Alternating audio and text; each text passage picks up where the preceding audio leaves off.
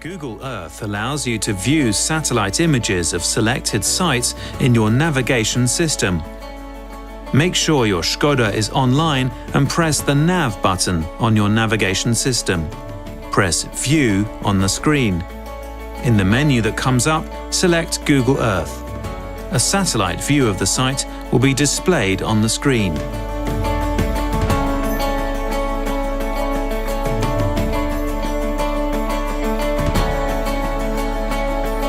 You can switch between 2D and 3D views or zoom in for a closer look using the turning knob or swiping your fingers across the screen.